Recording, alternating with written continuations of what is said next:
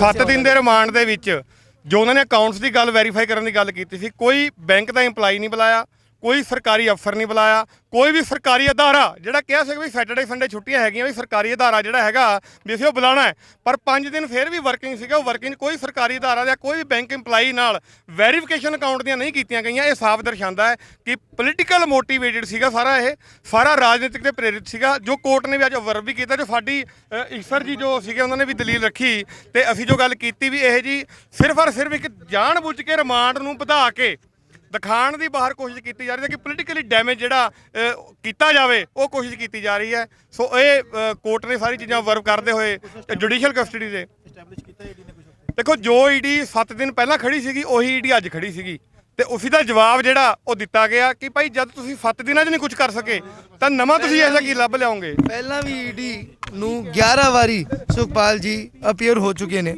ਤੇ ਪਹਿਲਾਂ ਟੋਟਲ 38 ਘੰਟੇ ਈਡੀ ਨੇ ਪਹਿਲਾਂ ਹੀ ਉਹਨਾਂ ਦੀ ਕੁਐਸਚਨਿੰਗ ਕੀਤੀ ਸੀ। 88 ਕਿੰਨੇ ਹੋ ਗਏ 88 ਘੰਟੇ ਪਹਿਲਾਂ ਵੀ ਉਹਨਾਂ ਦੀ ਇਨਵੈਸਟੀਗੇਸ਼ਨ ਹੋ ਚੁੱਕੀ ਸੀ ਤੇ ਉਹਨਾਂ ਨੇ ਫਿਰ ਉਹੀ ਕੁਐਸਚਨ ਜਿਹੜੇ ਅਰੈਸਟ ਤੋਂ ਪਹਿਲਾਂ ਸੀ ਉਹ ਫਿਰ ਦੁਹਰਾਏ ਤੇ ਇਹ ਵੀ ਕੋਰਟ ਨੇ ਰਿਕਾਰਡ ਕੀਤਾ ਹੈ। ਹਾਂਜੀ, ਉਹਨਾਂ ਦੀ ਪਟੀਸ਼ਨ ਪੈਂਡਿੰਗ ਹੈ ਟਿਊਜ਼ਡੇ ਨੂੰ ਹਾਈ ਕੋਰਟ 'ਚ ਤੇ ਫਿਰ ਉਹਦੇ ਬਾਅਦ ਦੇਖਦੇ ਨੇ। ਟਿਊਜ਼ਡੇ ਹਾਈ ਕੋਰਟ 'ਚ ਉਹਨਾਂ ਦੀ ਇੱਕ ਪਟੀਸ਼ਨ ਪੈਂਡਿੰਗ ਹੈ ਰਿਟ ਪਟੀਸ਼ਨ ਐਸੇ ਕੇਸ 'ਚ ECIR ਪਹਿਲਾ ਚੈਲੰਜ ਸੀ ਉਹਦੇ 'ਚ ਇੱਕ ਐਪਲੀਕੇਸ਼ਨ ਫਾਈਲ ਕੀਤੀ ਹੈ ਤੇ ਉਹਦੀ ਆਰਗੂਮੈਂਟ ਟਿਊਜ਼ਡੇ ਵਾਸਤੇ ਪੈਂਡਿੰਗ ਹੈ। ਜੁਡੀਸ਼ੀਅਲ ਕਸਟਡੀ 14 ਦਿਨ ਦੀ ਹੈ ਤੇ ਸੈਕਿੰਡ ਨੂੰ ਫਿਰ ਪੇਸ਼ ਹੋਣਾ ਕੋਰਟ 'ਚ ਫਿਰ ਦੇਖੇ 2 ਦਸੰਬਰ 2012। ਵਾਲੀਆ ਸਾਹਿਬ ਇੱਕ ਸਵਾਲ ਆ ਕਿ ਅੱਜ ਈਡੀ ਨੇ ਇਹ ਗੱਲ ਸਾਹਮਣੇ ਆ ਰਹੀ ਸੀ ਕਿ ਕਈ ਲੱਖ ਡਾਲਰ ਜਿਹੜਾ ਆ ਉਹ ਸੁਖਪਾਲ ਸਿੰਘ ਖਹਿਰਾ ਦੇ ਸਿਰ ਤੇ ਮੀਡੀਆ 'ਚ ਵੀ ਇਹ ਗੱਲਾਂ ਆ ਰਹੀਆਂ ਸੀ ਕਿ ਉਹ ਲੈ ਕੇ ਆਏ ਨੇ ਬਾਹਰੋਂ, ਤਾਂ ਈਡੀ ਨੇ ਕੋਈ ਸਬੂਤ ਅੱਜ ਅਦਾਲਤ ਇਸ ਤਰ੍ਹਾਂ ਦਾ ਪੇਸ਼ ਕੀਤਾ ਕਿ ਕਿੱਥੇ ਉਹਨਾਂ ਨੂੰ ਇਹ ਜਿਹੜਾ ਪੈਸਾ ਆ ਕਿਸੇ ਪਾਸਿਓਂ ਉਹਨਾਂ ਨੂੰ ਲੱਗਿਆ ਹੋਵੇ ਕਿ ਸੁਖਪਾਲ ਸਿੰਘ ਖਹਿਰਾ ਨਾਲ ਜੁੜਦਾ ਹੋਵੇ। ਦੇਖੋ ਜਿਹੜਾ $1,19,000 ਦੀ ਗੱਲ ਸੀਗੀ ਉਹ ਮੈਂ ਫਿਰ ਹੀ ਦੱਸ ਰਿਹਾ ਕਿ ਆਮ ਆਦਮੀ ਪਾਰਟੀ ਦੀ ਜਿਹੜੀ ਫੰਡ ਰੇਜ਼ਿੰਗ ਮੁਹਿੰਮ ਸੀਗੀ 2017 ਦੇ ਇਲੈਕਸ਼ਨ ਵਾਸਤੇ ਉਹ ਆਪਣਾ USA ਦੇ ਜਿਹੜੇ 16 ਏਰੀਆ ਵਿਜ਼ਿਟ ਕੀਤੇ ਸੀਗੇ, ਸਿਟੀ ਵਿਜ਼ਿਟ ਕੀਤੇ ਸੀਗੇ, ਉਹਦੀ ਸੀਗੀ। ਉਹ ਕਲੈਕਸ਼ਨ ਕਰਨ ਵਾਲੇ ਆਮ ਆਦਮੀ ਪਾਰਟੀ ਵਾਲੇ ਸੀਗੇ ਤੇ ਫੰਡ ਜਾਣ ਵਾਲਾ ਆਮ ਆਦਮੀ ਪਾਰਟੀ ਸੀ। ਖਹਿਰਾ ਸਾਹਿਬ ਜਸਟ ਉੱਥੇ ਜਾ ਕੇ ਸਪੀਚ ਦਿੰਦੇ ਸੀਗੇ। ਸੋ ਉਹ ਫੰਡਿੰਗ ਜਿਹੜੀ ਕਿਤੇ ਵੀ ਖਹਿਰਾ ਸਾਹਿਬ ਕੋਲ ਸਵਾਲ ਜ਼ਰੂਰ ਪੁੱਛੇ ਗਏ ਪਰ ਉਹ ਫੰਡਿੰਗ ਕਿਤੇ ਵੀ ਖਹਿਰਾ ਸਾਹਿਬ ਕੋਲੋਂ ਨਹੀਂ ਮਿਲੀ। ਬਾਰ-ਬਾਰ ਖਹਿਰਾ ਸਾਹਿਬ ਵੀ ਆਪਣੇ ਕਹਿੰਦੇ ਰਹੇ ਈਡੀ ਨੂੰ ਤੇ ਦੱਸਦੇ ਰਹੇ ਕਿ ਤੁਸੀਂ ਇਹ ਇਨਵੈਸਟੀਗੇਟ ਆਮ ਆਦਮੀ ਪਾਰਟੀ ਤੇ ਕਰੋ, ਜਿਹੜਾ ਫੰਡ ਲੈਣ ਵਾਲਾ ਜਿਹੜਾ ਫੰਡ ਦੇਣ ਵਾਲਾ ਉਹ ਤਾਂ ਉਹਨਾਂ ਦੇ ਨੇ ਸਾਰੇ, ਉਹਨਾਂ ਤੋਂ ਇਨਵੈਸਟੀਗੇਟ ਕਰੋ। ਪਰ ਪਤਾ ਨਹੀਂ ਕਿਉਂ ਕਿਹੜੀ ਭਾਈਚਾਰੀ ਜਿਹੜੀ ਮੈਂ ਕਹੂੰਗਾ ਕਿ ਮੋਦੀ ਸਾਹਿਬ ਦੀ ਕੇਜਰੀਵਾਲ ਜੀ ਨਾਲ ਹੈ ਕਿ ਜਿਹੜਾ ਈਡੀ ਉਹਨਾਂ ਤੋਂ ਇੱਕ ਜਵਾਬ ਲੈ ਕੇ ਆ ਗਈ ਕਿ ਅਸੀਂ NRI ਕੋਈ ਫੰਡਿੰਗ ਲਿੱਤੀ ਨਹੀਂ ਹੈਗੀ ਤੇ ਈਡੀ ਉਹ ਚੀਜ਼ ਨੂੰ ਮੰਨ ਗਈ। ਤਾਂ ਇਹ ਸਾਂਝ ਬਾਰੇ ਮੈਂ ਸੋਚਦਾ ਕਿ ਜ਼ਰੂਰ ਮੋਦੀ ਸਾਹਿਬ ਦੱਸਣ। ਇਹ ਸਾਹਿਬ ਇਹ ਵੀ ਸਵਾਲ ਆ ਕਿ ਜਿਹੜਾ ਖਹਿਰਾ ਸਾਹਿਬ ਜਿੱਦਾਂ ਹੁਣ ਤੁਸੀਂ ਕਹਿ ਰਹੇ ਹੋ ਕਿ ਖਹਿਰਾ ਸਾਹਿਬ ਨੇ ਈਡੀ ਨੂੰ ਇਹ ਗੱਲ ਕਹਿ ਦਿੱਤੀ ਆ ਕਿ ਸਾਨੂੰ ਪਰ ਉਹ ਪੈਸੇ ਗਏ ਆਮ ਆਦਮੀ ਪਾਰਟੀ ਕੋਲ। ਬਕਾਇਦਾ ਪ੍ਰੂਫ ਸੈਂਡ ਕੀਤੇ ਆ ਉਹਦੇ ਕਿ ਉਹਨਾਂ ਨੇ ਜਿਹੜੇ ਪ੍ਰੋਗਰਾਮ ਜਿਹੜੇ ਲਾਏ ਸੀਗੇ ਉਹ ਪ੍ਰੋਗਰਾਮਾਂ ਦੇ ਸਬੂਤ ਇਕੱਠੇ ਕੀਤੇ ਆ। ਖੈਰ ਫੰਡ ਕਿੰਨਾ ਇਕੱਠਾ ਹੋਇਆ ਉਹਦੇ ਬਾਰੇ ਖਹਿਰਾ ਸਾਹਿਬ ਨੂੰ ਨਹੀਂ ਪਤਾ ਸੀਗਾ, ਉਹ ਤਾਂ ਈਡੀ ਨੇ ਦੱਸਿਆ ਕਿ $1,19,000 ਜਿਹੜਾ ਇਕੱਠਾ ਹੋਇਆ ਤੇ ਉਹੀ ਖਹਿਰਾ ਸਾਹਿਬ ਨੇ ਦੱਸਿਆ ਵੀ ਦੱਸੋ ਮੇਰੇ ਕੋਲ ਕਿੱਥੇ ਹੈ। ਮੈਂ ਕਿਹਾ $1,19,000 ਜੇਬਾਂ 'ਚ ਪਾ ਕੇ ਲਿਆਇਆ। ਕੀ ਕਰਦਾ ਸੀ ਤੁਹਾਡਾ ਕਸਟਮ ਡਿਪਾਰਟਮੈਂਟ, ਕੀ ਕਰਦੇ ਸੀ ਹੋਰ ਜਿਹੜੇ ਏਜੰਸੀ ਜਿਹੜੀਆਂ ਹੈਗੀਆਂ ਇੰਡੀਆ ਤੋਂ ਵੀ ਬਾਹਰੋਂ ਕੋਈ ਵੀ ਐਂ ਪੈਸਾ ਲੈ ਕੇ ਆ ਸਕਦਾ। ਬਾਰ-ਬਾਰ ਉਹਨਾਂ ਨੇ ਕਿਹਾ ਕਿ ਮੈਂ ਸਿਰਫ ਸਪੀਚ ਦਿੱਤੀ ਜਾ ਕੇ ਉੱਥੇ fund raising Aam Aadmi party ਨੇ ਕੀਤੀ ਹੈ ਤੇ ਪੈਸਾ ਵੀ ਆਮ ਆਦਮੀ ਪਾਰਟੀ ਨੂੰ ਗਿਆ। ਸਵਾਲ ਆਮ ਆਦਮੀ ਪਾਰਟੀ ਨੂੰ ਬਣਦਾ ਉਹਨਾਂ ਦੇ ਪੁੱਛੋ ਤੁਸੀਂ। ਤੇ ਇੱਕ ਆਖਰੀ 'ਚ ਤੁਸੀਂ ਦੱਸ ਰਹੇ ਸੀ ਕਿ ਕੋਈ ਜਿਹੜੀ ਪੈਂਡਿੰਗ ਆ ਅਪੀਲ ਆ ਜਿਹੜੀ ਉਹ ਵੀ ਪਈ ਆ ਹਾਈ ਕੋਰਟ ਦੇ ਵਿੱਚ, ਉਹਦੇ ਬਾਰੇ ਵੀ ਥੋੜ੍ਹਾ ਜਿਹਾ ਜ਼ਰੂਰ ਲੋਕਾਂ ਨੂੰ ਦੱਸੋ ਕਿ ਉਹ ਕੀ ਮਾਮਲਾ ਕੀ ਹੈ। ਉਹਦੇ ਬਾਰੇ ਮੈਂ ਖਾਸ ਜ਼ਿਆਦਾ ਡਿਸਕਸ ਨਹੀਂ ਕਰ ਸਕਦਾ ਕਿਉਂਕਿ ਇੱਕ ਮੈਟਰ ਆਫ ਆਰਗੂਮੈਂਟ ਵੀ ਹਜੇ ਉਸ 'ਚ ਹੋਣੇ ਹੈਗੇ, ਸਾਰਾ ਕੁਝ ਹੈਗਾ।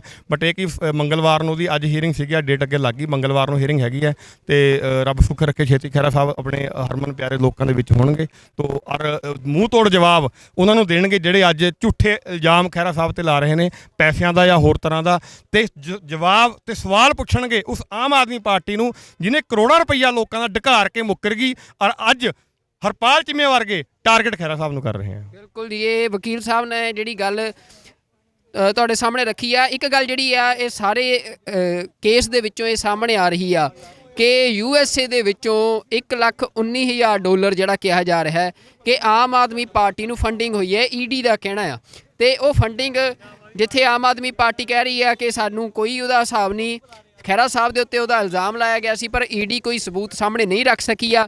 ਪਰ ਖਹਿਰਾ ਸਾਹਿਬ ਨੇ ਇਹ ਗੱਲ ਜ਼ਰੂਰ ਈਡੀ ਨੂੰ ਕਹੀ ਆ ਕਿ ਹਾਂ ਪੈਸੇ ਇਕੱਠੇ ਜ਼ਰੂਰ ਹੋਏ ਸੀ, ਉਹ ਕਿੰਨੇ ਹੋਏ ਸੀ ਕਿਵੇਂ ਹੋਏ ਸੀ ਉਹਨਾਂ ਨੂੰ ਨਹੀਂ ਜਾਣਕਾਰੀ, ਪਰ ਉਹ ਪੈਸੇ ਆਮ ਆਦਮੀ ਪਾਰਟੀ ਕੋਲ ਗਏ ਨੇ। ਤਾਂ ਅੱਜ ਇਹ ਪੰਜਾਬ ਦੇ ਖਾਸ ਕਰਕੇ ਡਾਇਸਪੋਰਾ ਜਿਹੜਾ ਬੈਠਾ ਆ, ਜਿਹਦੇ 'ਚ ਵੱਡਾ ਵਰਗ ਸਿੱਖਾਂ ਦਾ ਵਰਗ ਆ, ਉਹਨਾਂ ਦੇ ਲਈ ਵੀ ਇੱਕ ਗੱਲ ਆ ਕਿ ਇਹ ਇੰਨੀ ਵੱਡੀ ਰਕਮ ਜਿਹੜੀ ਆ ਉਹ ਆਮ ਆਦਮੀ ਪਾਰਟੀ ਨੂੰ ਫੰਡਿੰਗ ਕੀਤੀ ਗਈ ਆ। ਪਰ ਜਿੱਥੇ ਇੱਕ ਇਹ ਕੇਸ ਆ ਕਿ ਸੁਖਪਾਲ ਸਿੰਘ ਖਹਿਰਾ ਜਿਹੜੇ ਲਗਾਤਾਰ UAPA ਦੇ ਕੇਸਿਸ ਹੋਣ ਜਾਂ ਫਿਰ ਉਹ ਪੰਜਾਬ ਦੇ ਵਿੱਚ ਹੋਰ ਜਿਹੜੇ ਨੌਜਵਾਨ ਝੂਠੇ ਕੇਸਾਂ ਦੇ ਵਿੱਚ ਫਸਾਏ ਜਾ ਰਹੇ ਸੀ, ਉਹਨਾਂ ਦੇ ਮਸਲੇ ਚੁੱਕਦੇ ਰਹੇ ਆ। ਪਰ ਦੂਜੇ ਪਾਸੇ ਉਹ ਪਾਰਟੀ ਆਮ ਆਦਮੀ ਪਾਰਟੀ ਦੀ ਕਾਰਗੁਜ਼ਾਰੀ ਵੀ ਅੱਜ ਪੰਜਾਬ ਦੇ ਲੋਕਾਂ ਦੇ ਸਾਹਮਣੇ ਆ ਕਿ ਆਮ ਆਦਮੀ ਪਾਰਟੀ ਪੰਜਾਬ ਦੇ ਹਿੱਤਾਂ ਨੂੰ ਛੱਡ ਕੇ ਕਿਵੇਂ ਰਾਸ਼ਟਰਵਾਦੀ ਪਹੁੰਚ ਜਿਹੜੀ ਆ ਉਹ ਲਗਾਤਾਰ ਲੈ ਰਹੀ ਆ। ਪਰ ਉਸ ਦੀਆਂ ਜੜ੍ਹਾਂ ਕਿਤੇ ਨਾ ਕਿਤੇ ਇਹ ਪੰਜਾਬ ਦਾ ਜਿਹੜਾ ਡਾਇਸਪੋਰਾ ਆ ਉਸ ਦੇ ਪੈਸੇ ਨਾਲ ਹੀ ਪੰਜਾਬ ਦੇ ਵਿੱਚ ਲੱਗੀਆਂ ਨਜ਼ਰ ਆ ਰਹੀਆਂ ਨੇ। ਇਹਦੇ ਬਾਰੇ ਪਹਿਲਾਂ ਵੀ ਇਹ ਬਾਹਰ ਦੇ ਲੋਕ ਕਹਿੰਦੇ ਰਹੇ ਨੇ ਕਿ ਅਸੀਂ ਬੜੀ ਫੰਡਿੰਗ ਜਿਹੜੀ ਆ ਉਹ ਆਮ ਆਦਮੀ ਪਾਰਟੀ ਨੂੰ ਕੀਤੀ ਆ। ਤੇ ਹੁਣ ਇਹ ਸੁਖਪਾਲ ਸਿੰਘ ਖਹਿਰਾ ਦੇ ਵਕੀਲਾਂ ਦਾ ਇਹ ਸਵਾਲ ਆ ਕਿ ਜੇ ਸੁਖਪਾਲ ਸਿੰਘ ਖਹਿਰਾ ਤੋਂ ਇਸ ਤਰ੍ਹਾਂ ਪੁੱਛਗਿੱਛ ਕੀਤੀ ਜਾ ਸਕਦੀ ਹੈ, ਇਸ ਤਰ੍ਹਾਂ ਉਹਨਾਂ ਨੂੰ ਜੇਲ੍ਹ 'ਚ ਰੱਖਿਆ ਜਾ ਸਕਦਾ, ਤੇ ਆਮ ਆਦਮੀ ਪਾਰਟੀ ਦੇ ਪ੍ਰਧਾਨ ਅਰਵਿੰਦ ਕੇਜਰੀਵਾਲ ਤੇ ਕੋਈ ਸਵਾਲ ਕਿਉਂ ਨਹੀਂ ਕੀਤਾ ਜਾ ਰਿਹਾ। ਤਾਂ ਇਹ ਵੀ ਜਿਹੜਾ ਮਸਲਾ ਆ ਪੰਜਾਬ ਦੀਆਂ ਚੋਣਾਂ ਦੇ ਵਿੱਚ ਆਉਣ ਵਾਲੇ ਸਮੇਂ 'ਚ ਲੱਗ ਰਿਹਾ ਹੈ ਕਿ ਇੱਕ ਵੱਡਾ ਮਸਲਾ ਬਣ ਜਾ ਰਿਹਾ ਹੈ। ਸੁਖਪਾਲ ਸਿੰਘ ਖਹਿਰਾ ਜੇ ਬਾਹਰ ਆਉਂਦੇ ਨੇ ਤਾਂ ਉਹ ਕੀ ਆਪਣੀ ਸਿਆਸੀ ਪਹੁੰਚ ਅਪਣਾਉਂਦੇ ਨੇ, ਕਿਉਂਕਿ ਸੁਖਪਾਲ ਸਿੰਘ ਖਹਿਰਾ ਨੇ ਅੱਜ ਸਵੇਰੇ ਇਹ ਵੀ ਗੱਲ ਸਪਸ਼ਟ ਕਰ ਦਿੱਤੀ ਸੀ ਕਿ ਕਾਂਗਰਸ ਦੇ ਹੀ ਕੁਝ ਆਗੂਆਂ ਵੱਲੋਂ ਇਹ ਸਾਰੀ ਸਾਜ਼ਿਸ਼ ਦੇ ਵਿੱਚ ਇੱਕ ਵੱਡਾ ਰੋਲ ਨਿਭਾਇਆ ਗਿਆ ਆ ਉਹਨਾਂ ਦੀ ਕਿਰਦਾਰਕੁਸ਼ੀ ਕਰਨ ਲਈ ਜਾਂ ਉਹਨਾਂ ਨੂੰ ਇਸ ਕੇਸ ਦੇ ਵਿੱਚ ਫਸਾਉਣ ਲਈ। ਤਾਂ ਸੁਖਪਾਲ ਸਿੰਘ ਖਹਿਰਾ ਜਿਹੜੇ ਲਗਾਤਾਰ ਪਾਰਟੀਆਂ ਵੀ ਬਦਲਦੇ ਰਹੇ ਨੇ, ਪਰ ਉਹ ਹੁਣ ਅੱਗੇ ਵਾਪਸ ਜੇਲ੍ਹ ਤੋਂ ਬਾਹਰ ਆ ਕੇ ਉਹ ਕੀ ਆਪਣਾ ਸਿਆਸੀ ਭਵਿੱਖ ਜਿਹੜਾ ਆ ਉਹ ਚੁਣਦੇ ਆ, ਇਸ ਦੇ ਉੱਤੇ ਵੀ ਇੱਕ ਲੋਕਾਂ ਦੀ ਨਜ਼ਰ ਬਣੀ ਰਹੇਗੀ। ਤੇ ਅੱਜ ਅਸੀਂ ਮੋਹਾਲੀ ਕੋਰਟ ਤੋਂ ਜਿਹੜੀ ਸਾਰੀ ਜਾਣਕਾਰੀ ਸੀ ਉਹ ਤੁਹਾਡੇ ਨਾਲ ਸਾਂਝੀ ਕੀਤੀ ਆ। ਵਾਹਿਗੁਰੂ ਜੀ ਕਾ ਖਾਲਸਾ, ਵਾਹਿਗੁਰੂ ਜੀ ਕੀ ਫਤਿਹ।